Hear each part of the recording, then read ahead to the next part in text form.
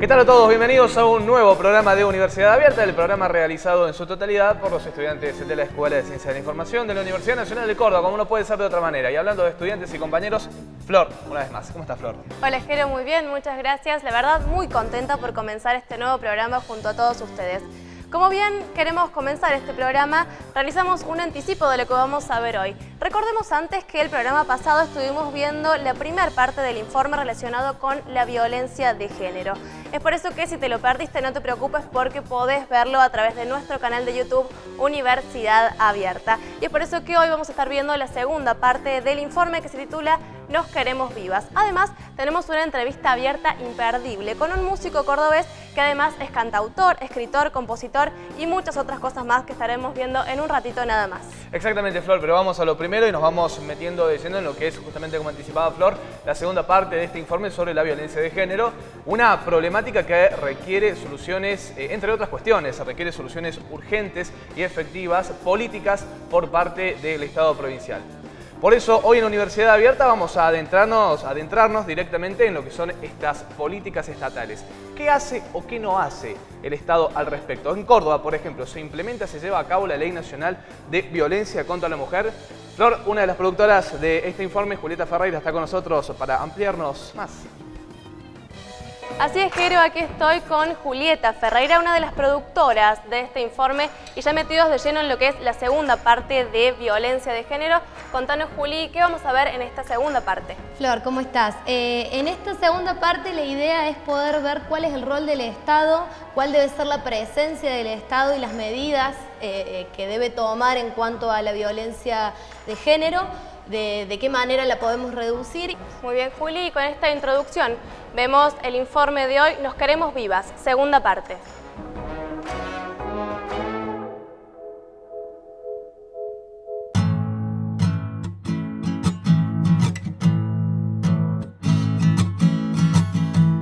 Despierto una mañana y veo que todo va a cambiar, va a cambiar. La conciencia ha despertado para... Sentir que yo no era yo, ya mi personalidad no la tenía. Yo era otra persona, era muy insegura y incapaz de hacer cosas por mí misma. Siempre tenía que estar él. Sabemos que no es de la noche a la mañana que un hombre decide golpear, matar o prenderle fuego a una mujer. Hay un proceso previo, ¿no? En la gran mayoría de los casos hay un proceso previo y hay un montón de evidencias y datos que uno puede ver viendo como indicadores. El problema es que sobre eso no estamos trabajando en la cuestión previa, no estamos trabajando en prevenir noviazgos violentos, no estamos trabajando en prevenir relaciones violentas en todos los ámbitos, porque el problema es que ya hemos naturalizado. Córdoba es la segunda provincia con mayor cantidad de femicidios. Desde el año 2008 hasta el 2014 en el país se contabilizaba, según la Casa del Encuentro de la Mujer, unos 1.808 femicidios a nivel nacional y particularmente en Córdoba 143 femicidios. Y este año nosotros ya podemos decir que del 2008 a la fecha hay más de 150 mujeres muertas por el simple hecho de ser mujeres y generalmente en manos de sus parejas o exparejas. Más de 150 mujeres muertas por el simple hecho de ser mujeres y generalmente en manos de sus parejas o exparejas. Empezó con la parte psicológica y una cachetada. Eso empezó. Y éramos novios. Siguió muchos años de novio con eso, aislándote, alejándote. Hasta que una mujer realiza todo un proceso personal y psíquico y logra denunciar o logra hablar o logra decir estas cosas, primero que puede pasar por toda una vida, puede pasar muchísimos años, ¿no? Y cuando lo logra nosotros vemos que por ahí la respuesta estatal es bastante pobre, ¿no? La violencia institucional es la que llevan adelante un funcionario o funcionaria público, los agentes estatales o cualquier tipo de profesional que se encuentre dentro de un ente público, dentro de un organismo público, pero también es la violencia institucional toda aquella que se desarrolla en el ámbito de una institución. La violencia que yo he sufrido a nivel institucional empezó a partir de los 9 años. Cuando me expulsaron del colegio, me privaron de educación por mi identidad. A partir de ahí no solamente fui violentada porque me negaron el estudio, sino que a partir de los 13 años me llevaron detenida. He sufrido castigos corporales, físicos, psicológicos. Tengo mi cuerpo quebrado en todas partes, tengo mutilados mis genitales por la picana eléctrica. Sí, he sufrido muchísima violencia institucional. Yo tuve hace 2 años una golpiza muy grande con 3 compañeras lesbianas dentro de un boliche diverso también. Y sí, nos cagaron a palos, nos cerraron las puertas del boliche, no nos dejaban salir, nos privaron de la libertad. Las personas no fueron detenidas y cuando tuvimos que ir a hacer la denuncia pasamos por 5 dependencias de la policía, ninguno nos tomaba la denuncia, nos mandaban de un lado para el otro, revictimizando, teniendo que contar lo mismo 5 veces y hasta dando cátedra a los policías que nos tomaban la denuncia porque no entendían que era esta cuestión de la violencia de género. El colectivo trans sufrió una de las violencias más grandes que hemos tenido a nivel institucional, ha sido el crimen de Vanessa Ledesma, una compañera activista trans, que en el año 2000, en enero del año 2000, fue detenida por la policía de Córdoba, llevada detenida sin saber por qué, fue torturada y después de 5 días encontró la muerte. El tema de la denuncia me llama la atención que después de algunos días me llegara una citación a mi casa para ir a rectificar o ratificar la denuncia que había hecho. Me acerqué hacia la comisaría y ahí me informó el comisario que yo le pregunté ¿por qué me llaman? Si esto tendría que haber seguido el curso, hice todo lo que yo tenía que hacer, lo hice.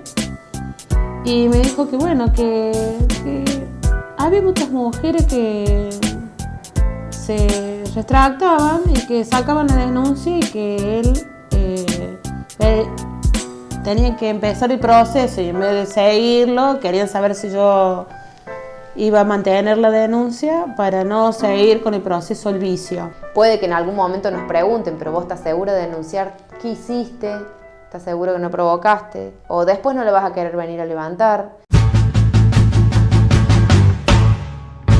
Las lesbianas no están exentas de la violencia de género entre mujeres, por ejemplo. En ese caso no son tomadas las denuncias, generalmente se cosifica totalmente. Si va una lesbiana a una dependencia policial a informar que es golpeada por su pareja, lo toman como un chiste, no le toman la denuncia, digamos, ni siquiera está esta cuestión de recomendar no hacer la denuncia como en el caso de las mujeres golpeadas que vienen de relaciones heterosexuales, sino que ni siquiera se las toma en serio. No quiero denunciar violencia de género y la policía me dice que no me va a tomar la denuncia, o un funcionario judicial.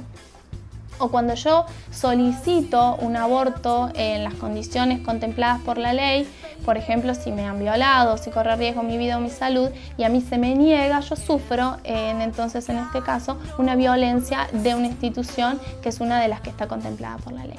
En realidad, la que se somete a una situación de militarización, por decirlo de alguna forma, es la mujer, porque es la mujer la que tiene que estar permanentemente atenta de que este victimario no venga, la mujer que tiene que llamar, es la mujer que... Y bueno, por supuesto que la respuesta desde las fuerzas de seguridad o desde la justicia es, no, bueno, pero si no hay delito, nosotros no podemos hacer nada, ¿no? Y solamente a él lo que yo pude saber es que le pintaron los dedos y nada más. No le pasó más nada.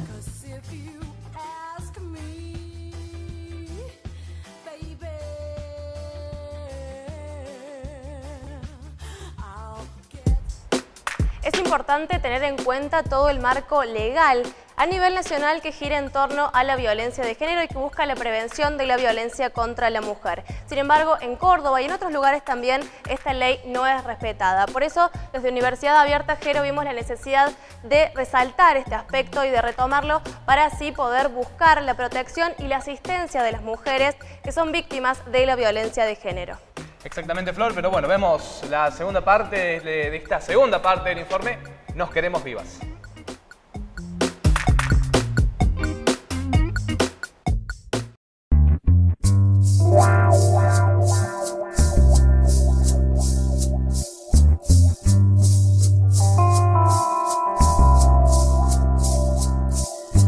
Hay en la noche un grito y se escucha lejano. Cuentan al sur. El Estado tiene una herramienta fundamental que para nosotros no está abordada ni en su más mínima expresión, que es todo lo que tiene que ver con la educación.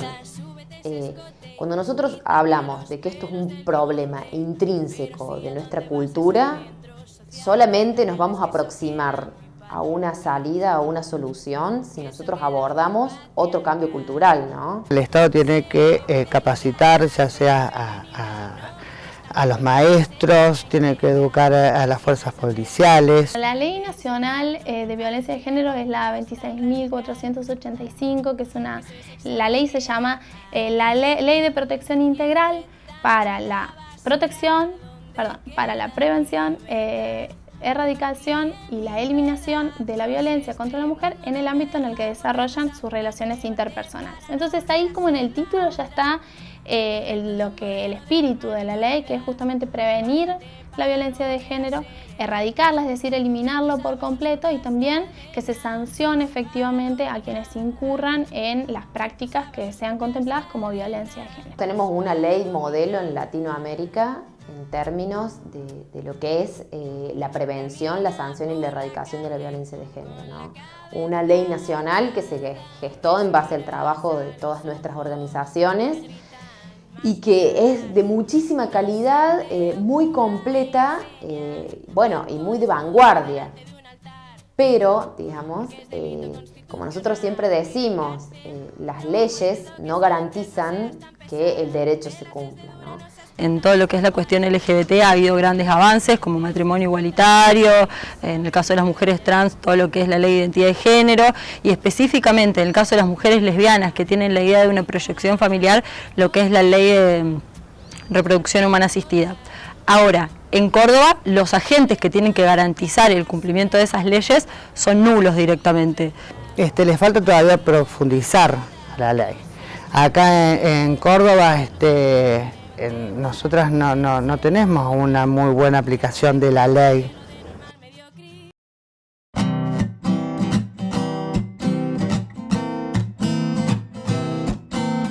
Somos una de las 6 provincias que ni siquiera adherimos a esta ley nacional.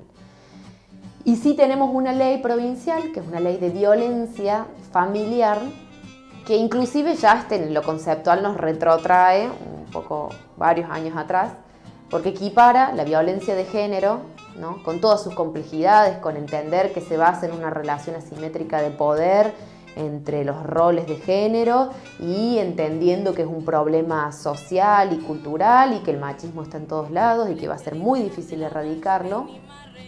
Equipara esa violencia, por ejemplo, con la violencia hacia los niños, hacia los adolescentes y hacia los adultos mayores. También nosotros marcamos ahí que existe una falta de voluntad política por parte del gobierno provincial y de los gobiernos provinciales que han venido antes de desarrollar una política más consecuente en términos de la problemática de género. Puntos que nosotras trabajamos para la marcha del 3 de junio fueron justamente a nivel de Córdoba que se adhiera a la ley nacional, que es una ley respetuosa de los derechos humanos y de los compromisos que Argentina asumió en términos de derechos humanos de las mujeres. Nos parecía importante que haya una ley provincial que siga los mismos lineamientos. El aumento del presupuesto para trabajar esta temática es necesario, es inminente, se muestra la falta de decisión política que tiene el gobierno de la Sota. El Consejo Provincial de la Mujer es una casa de té, porque por ahí para lo único que sirve este edificio tan bonito, tan central en Córdoba, es para desarrollar actividades culturales que nos parecen que están bien desarrolladas. Ahora, el problema es que estamos necesitando un trabajo más de base que tiene que ver con la prevención y la promoción. Para eso hace falta un presupuesto importante para poder crear albergues para las víctimas de violencia de género, bolsas de trabajo para las mujeres que fueron víctimas de la violencia de género, la formación constante y con perspectiva de género a los profesionales judiciales, a los profesionales, a la gente, a la policía, a la institución policial, y también nosotros sostenemos fuertemente la formación a los profesionales de la salud que suelen ser grandes vulneradores de los derechos de las mujeres. Todo lo que tiene que ver con las herramientas para construir una vida libre de violencia hacia la mujer y libre de violencia de género tienen que estar incorporados en todas las currículas de las escuelas primarias, secundarias, terciarias. Con educación y con respeto vamos a lograr todo.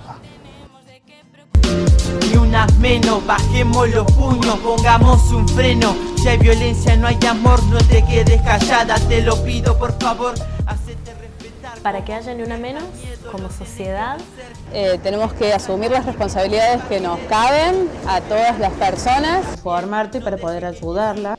No tenemos que dejar de reclamarle a los estados y a los gobiernos que ocupen su rol de garantes de los derechos humanos de las mujeres. Hace falta que se dé el debate y logremos la legalización y despenalización del aborto en Argentina.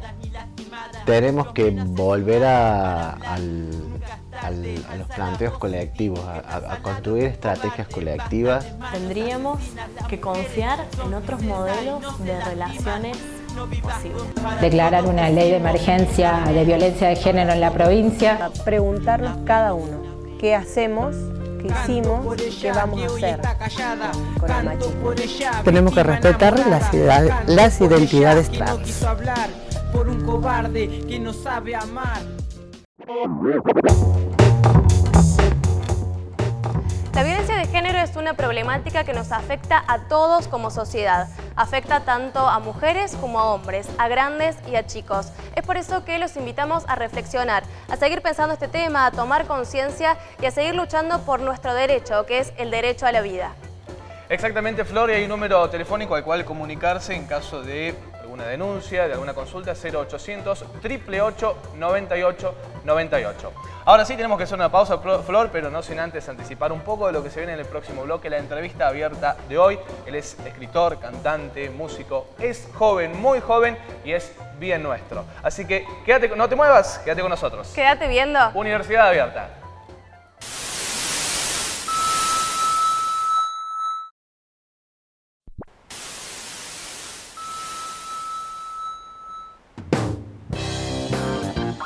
Segundo bloque de Universidad Abierta y bueno, ya como lo habíamos prometido y lo habíamos anticipado anteriormente, nuestra entrevista abierta de hoy con Lucas Magnin. Él es escritor, él es poeta, él es músico, es cantautor, es multifacético, podríamos decirlo sin temor a equivocarnos. Proviene de Las Varillas, está pisando muy fuerte en la escena cordobesa, pero también fuera de lo que es la provincia de Córdoba. Y me olvidaba un par de datos no menores. Es doctor en Ciencias de la Comunicación y es licenciado en Letras Modernas. Un joven como muchos de los que nos están viendo, un joven como nosotros, de gran futuro. Así es, no esperemos más para escucharlo. Lucas Magnin, en nuestra entrevista abierta de hoy.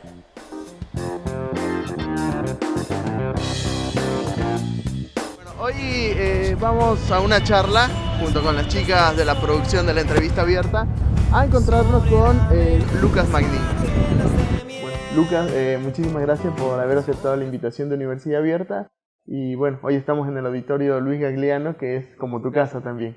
Bueno, muchas gracias a ustedes por la invitación, es un gusto poder compartir estas palabras y sí, me siento bastante a gusto en este lugar. Qué bueno.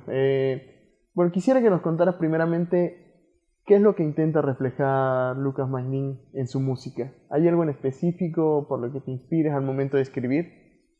Es una pregunta amplia y no sé si hasta qué punto la voy a poder contestar correctamente, pero recuerdo ahora mismo que hay un cuento de Cortázar que se llama El Perseguidor y cuenta la historia de un trompetista de jazz que se pasa buscando a través de su música respuestas que trascienden el tiempo y el espacio.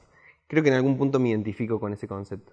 Me reconozco como un buscador y creo que todas mis canciones y mis poemas y las cosas que produzco tienen esa clave de ser como un buscador de lo trascendente, de la espiritualidad, de todas las cosas que van más allá de una mera materialidad o de una mera superficialidad. Entonces creo que ese es como una especie de motor que va animando mis búsquedas. ¿Hay algo en específico a lo que tengas preferencias al momento de escribir? O sea, sí está bien este concepto que dices del tema del buscar más allá, pero ¿tus letras tienen algo en específico? No sé, creo que escribo de una forma con cierto privilegio hacia la abstracción, ¿no? Claro.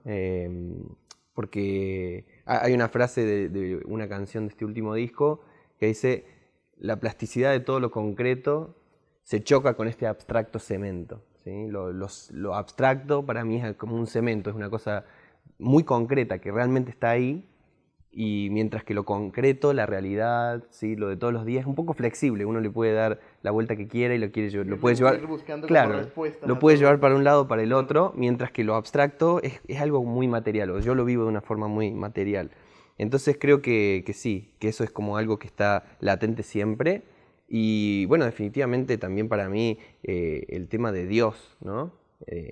No desde un lugar religioso, pero sí desde un lugar muy existencial, ¿no? Atravesando la existencia, desde las miserias hasta las glorias, siempre está latente ese tema, porque creo que es un tema que atraviesa mi propia existencia, entonces de una forma u otra lo voy a abordar.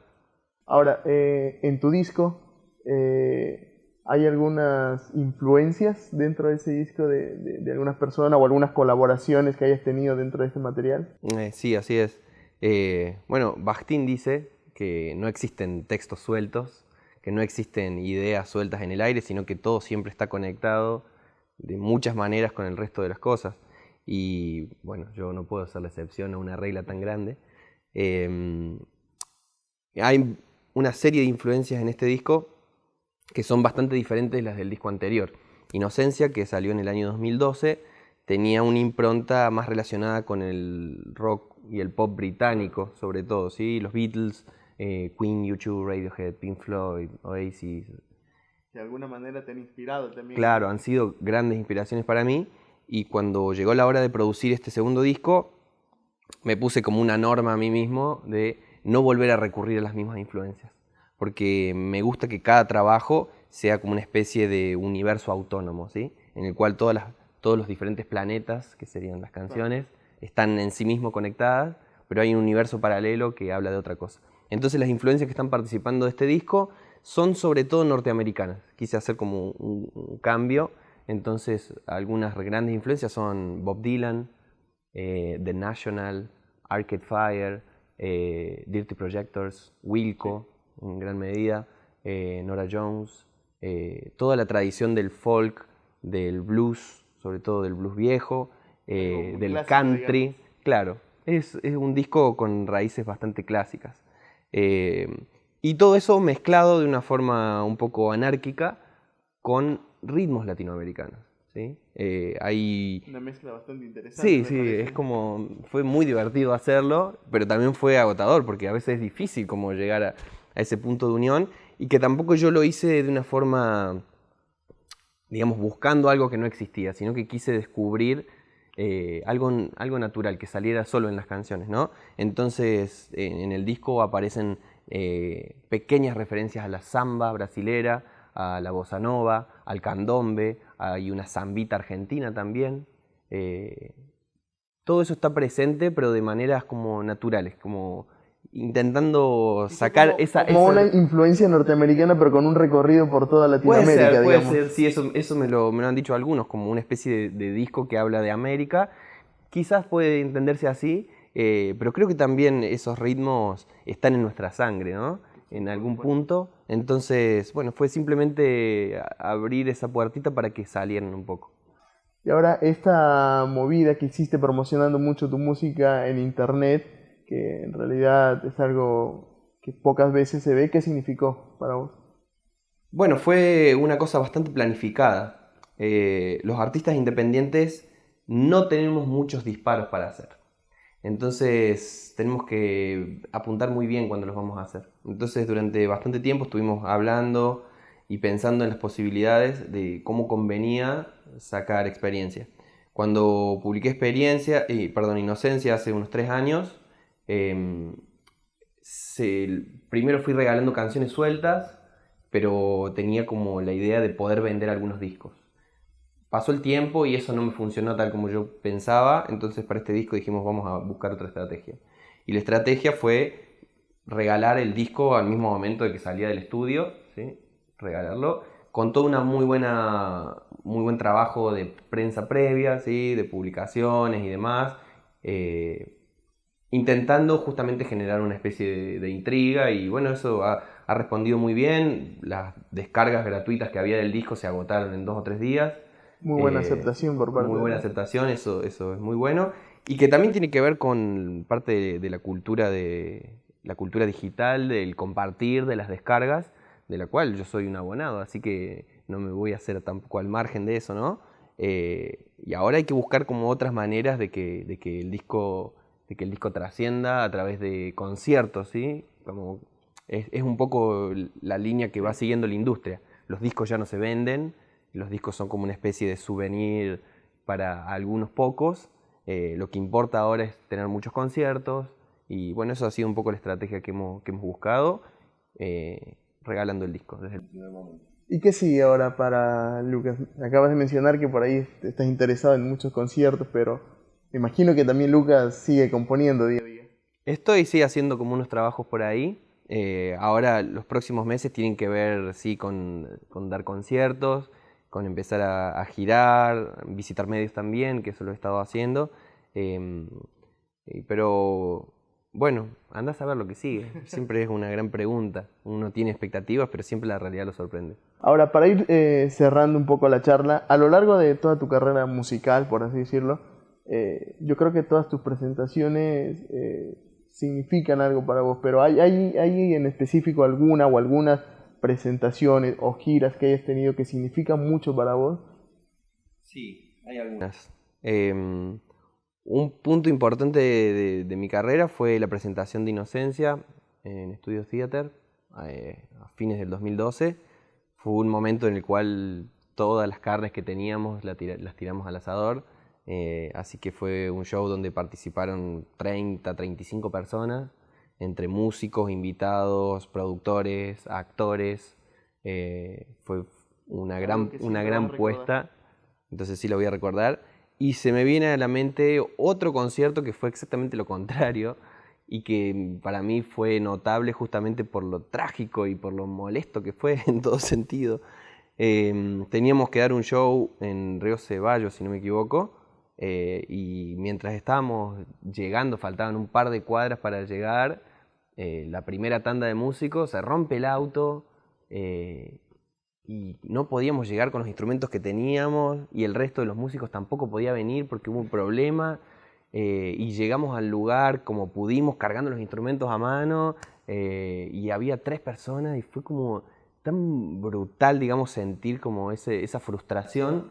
Pero son cosas que también se recuerdan. Claro, pero justamente en un estado tan fuerte de frustración, de bronca también, hubo una conexión con la música y con las canciones. No sé si otra vez había cantado desde tan adentro. Entonces también tuvo ese toque de gloria que tiene la miseria, ¿no?